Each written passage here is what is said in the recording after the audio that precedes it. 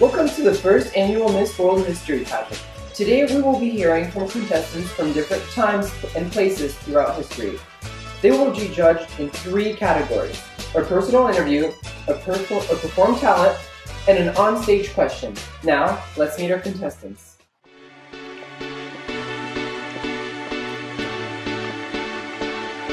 From the rice fields of the Huanghe in the heart of innovation, I'm Wu Zhao, Miss China. From the banks of the Nile River, last pharaoh of the New Kingdom, I'm Cleopatra, Miss Egypt.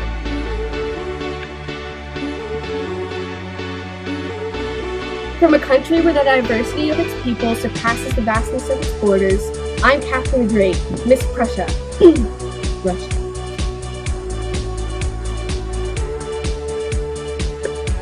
From the hegemon of world powers with a navy that dominates the sea, I'm Elizabeth I, Miss England.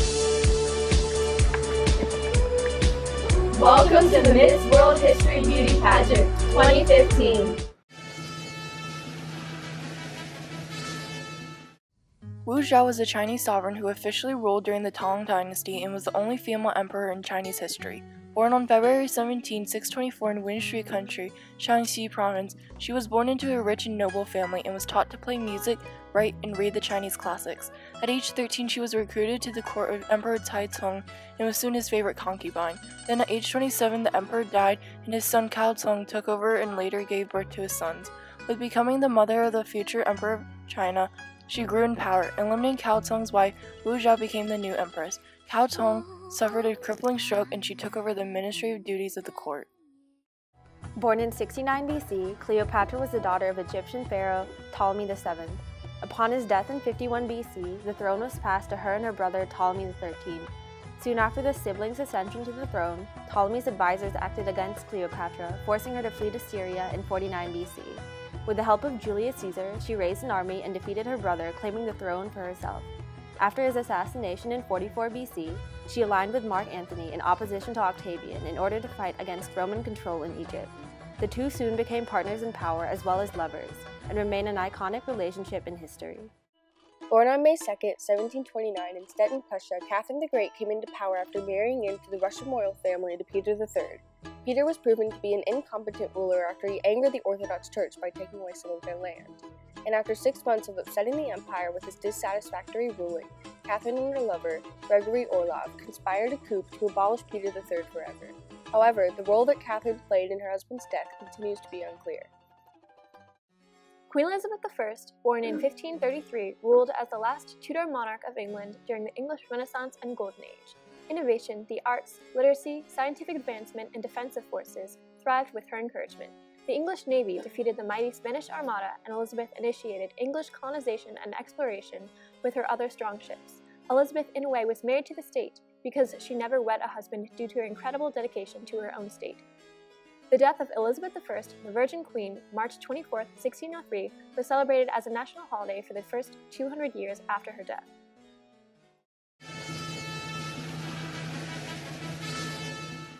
What is your viewpoint on education? Under my reign, the imperial examination system was further revised in order that no man of ability should be excluded due to his lowly birth.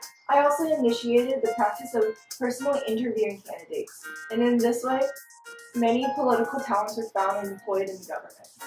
Could you explain about your proficiency in military leadership?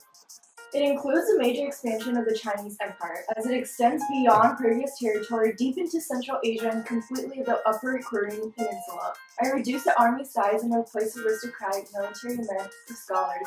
Everyone had to compete for government positions by taking exams and creating a government run by scholars. How did you enforce a reign of relative freedom for women? In order to challenge Confucian beliefs against rule by women, I began a campaign to elevate the position of women. I had scholars write biographies of famous women and move the court away from the seat of traditional male power. My philosophy is, an ideal ruler is one who rules like a mother does over her children. You're often defined by the men in your life, such as Julius Caesar and Mark Antony. Does this ever bother you? I definitely believe it's important to acknowledge their importance in my life, as Caesar helped me consolidate power, and Mark Antony helped me maintain it. But I don't think anyone should be defined solely through others, because it obscures their true identity.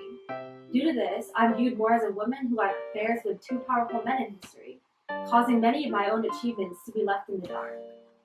I think people, especially women, should be defined not by the men or other important figures in their life, but by their own accomplishments. There was a point when you knew you were going to lose control of Egypt to Octavian. How did you cope with this inevitability of failure? When you're a ruler, your country is like your child, and there's nothing more painful than to see it go to another person. But when something bad happens, there's no denying it happened. All you can do is try to minimize damage, and that's how I approached the situation. I tried to preserve Egyptian identity and culture as much as I could, while still accepting the rule. How has expansion affected your reign? So, I oversaw a massive expansion of my Russian territory. I was able to gain land in Ukraine, Crimea, and the Black Sea by victories over the Ottomans in 2 Russo-Turkish wars. Along with my military success and some interesting diplomacy on my behalf, I got to see Russia gain recognition as one of Europe's great powers.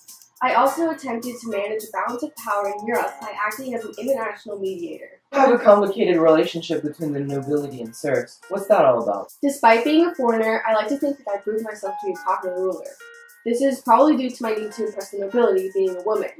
But I always try to stress the importance of education for the serfs. There's only so far I can go now. I also created financial reforms with the Assignation Bank, which introduced the first paper money. I tried to support the serfs as much as I could, mostly giving them the right to take legal action against landowners who mistreated them. So, Catherine, what are you wearing today? Seriously? I ruled like Caesar, but I'm treated like a serf. This is horse. You son of a. How did the way your parents raised you impact your reign as a queen? My parents were incredibly unhappy with me because they expected a male heir and they were disappointed when I was born female. My father attempted to compensate for my gender by providing a private tutor and forcing countless hours of studying upon me. However, I'm grateful that he invested immense finance in my education because I've been able to recall my years of schooling when making decisions during my reign. Was it difficult to never get married? How does it feel that your bloodline will not be continued because you chose to never wed? I never married because I feared that my husband may enforce his foreign policies upon my state. England has remained my highest priority, and I would never jeopardize its purity. Instead of a king taking my hand in marriage, I have promised my heart to my one true love, the state of England, in which I am completely devoted. As for the discontinuation of the Tudor family's rule, I am not concerned. The ideals I have portrayed in my 45-year reign will act as my legacy for generations.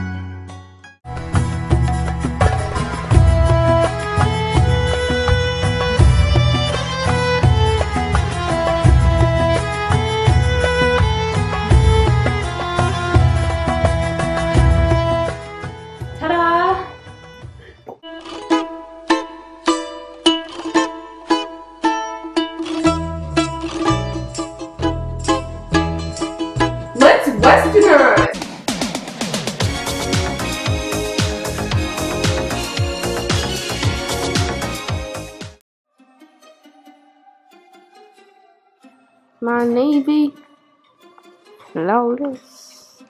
My golden age, flawless. My crown, flawless. This rock, flawless. I woke up like this, flawless.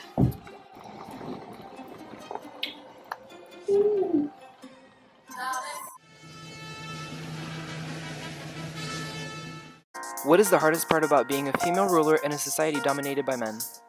The hardest part is the difficult journey of being accepted into important traditional male power. At first I was a concubine, and then I gained political power and ruled through my sons by telling them what to do. Then, contradiction Confucius believes, I slowly and calculatedly became emperor. Probably the criticism of how we rise to power. Because as women, our options are very limited. Men just inherit their thrones, but we have to fight for ours. Because we must do whatever it is we can to gain and maintain power. Our methods aren't always the most ethical, and we are often frowned upon. Because I'm a woman, people don't remember me by my greatest achievements, but the fact that I might have had intercourse with a horse. Women have to work harder to be remembered as a great ruler because they are continuously faced with sex prejudices. The majority of men throughout history are recollected for their positive, influential power. However, women are only revered for their failures. Now it's your time to place your vote. Call 1-800-PAGEANT to place your vote.